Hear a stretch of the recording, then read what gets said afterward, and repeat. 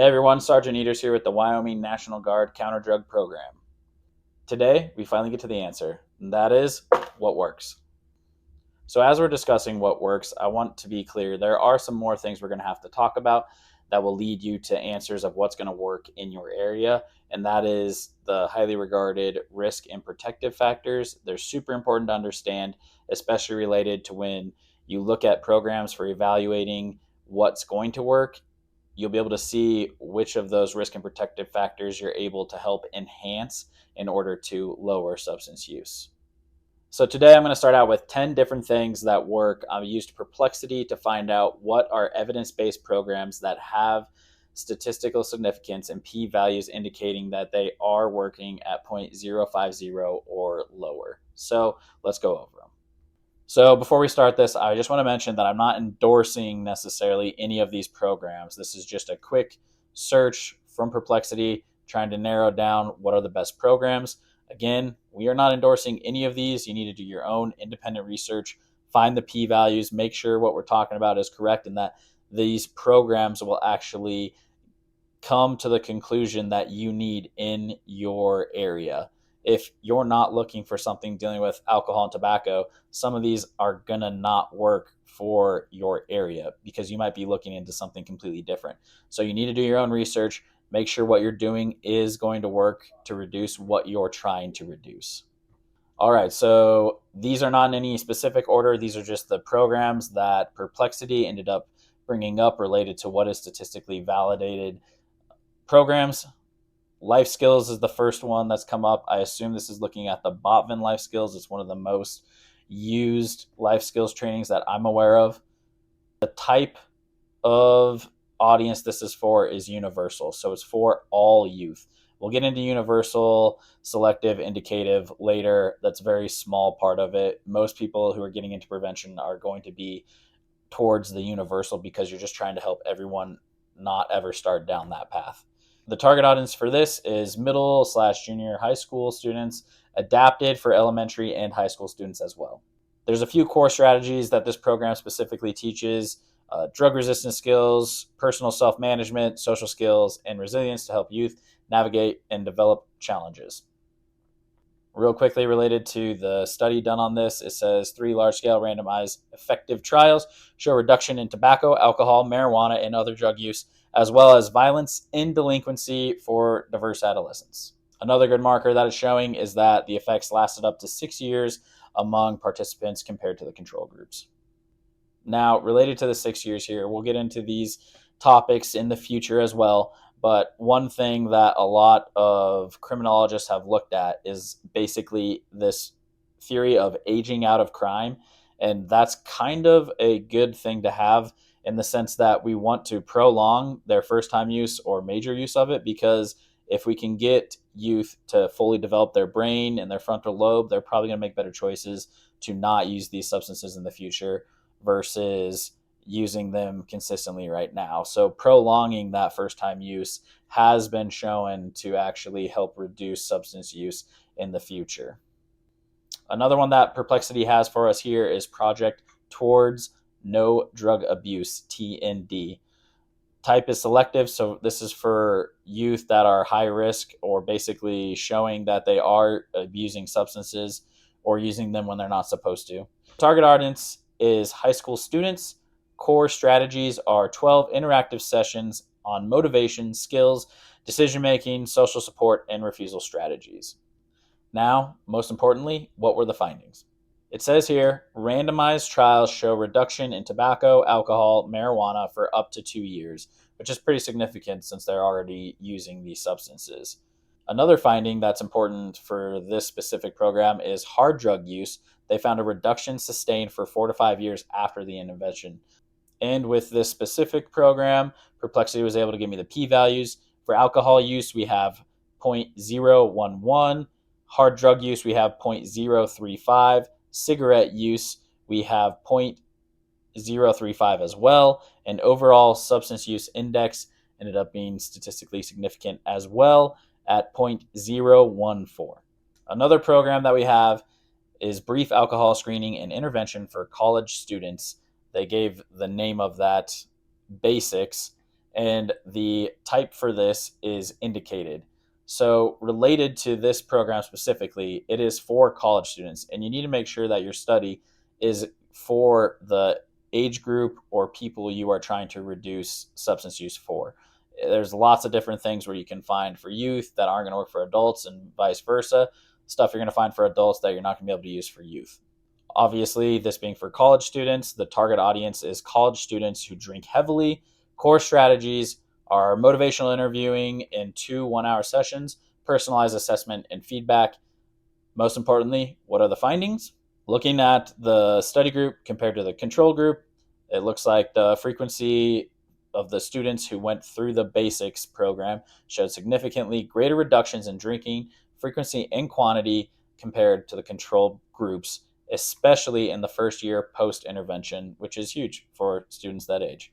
Now, Perplexity was able to find the p-values on this as well. We've got alcohol use in the past 30 days, 0.00 or 0.011, drunk on alcohol, 0.039, hard drug use, 0.035. We've got cigarette use frequency, 0.035, meaning it reduced the frequency. Substance use indexes was 0.014, and hard drug use index ended up being a p-value of 0.023. So everything that I just read off significant reduced it, which is awesome and great for this program. Now we're going to get into a list of a little bit more advanced evidence-based programs. One thing that's huge that a lot of schools actually have access to is CBT, or cognitive behavioral therapy. So the reason this is more advanced is because the person who delivers it needs to be a licensed therapist counselor with CBT training. This approach focuses on recognizing changing unhelpful thoughts, building healthier coping and decision skills, and managing cravings. Specifically with CBT, I happen to know from speaking with criminologists and people out there that this does have huge benefits to youth, especially who might be getting into substance use problems. I know that the Washington State Institute also has a huge study they did where the cost to benefit ratio is ginormous. And it's something that if we could have been licensed therapists to do through Counter Drug, we would have done. But because we're not able to do that, and we're not going to have time to get the advanced degrees, and we need something a little bit quicker, we went with Positive Action. But for programs that can get CBT, highly recommend it. There's great studies out there related to it and what it does.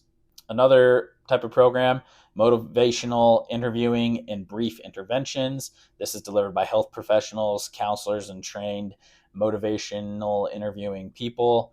So this program specifically, motivational interviewing MI, has been basically related back to the basics course we were just talking about earlier, and it has significant outcomes in changing substance use behavior in teens and in college students, which is a great program, one that you could though adapt for maybe a college age group, with also working with high schools and getting some high schoolers this same type of training.